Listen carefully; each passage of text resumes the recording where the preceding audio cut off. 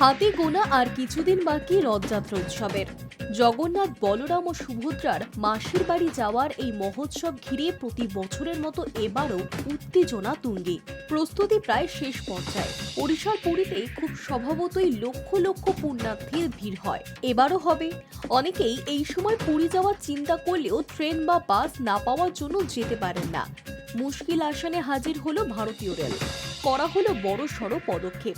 East coast রেলওয়ের পক্ষ থেকে ঘোষণা করা হয়েছে, এবারের রথযাত্রা উপলক্ষে পুরীগামী মোট ৩৬৫টি ট্রেন বিশেষভাবে চালানো হবে।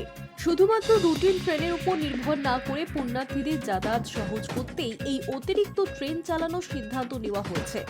রেলের তরফে জানানো হয়েছে, ওড়িশার নানা জেলা যেমন জগদ্দলপুর, গুনপুর, রায়গড়, বালেশ্বর, জুনাগড় রোড, বাদাম পাহাড়, আঙ্গুল, বীরমিত্রপুর প্রভৃতি জায়গা থেকে পুরী যাওয়ার জন্য একাধিক বিশেষ ট্রেন চালানো হবে। পাশাপাশি প্রতিবেশী রাজ্যগুলিও বাদ যাচ্ছে না। এ রাজ্যে সাঁতরাগাছি থেকে ছাড়বে বিশেষ রথযাত্রা ট্রেন। অন্ধ্রপ্রদেশের বিশাখাপত্তনম এবং ছত্তিশগড়ের গোন্দিয়া থেকেও চলবে বিশেষ ট্রেন। রেলের মতে, প্রত্যেক বছর রথযাত্রার সময় পুরীতে বিপুল সংখ্যক মানুষের সমাগম হয়। গত বছর এই সময় ৩১৫টি বিশেষ ট্রেন চালানো হয়েছিল।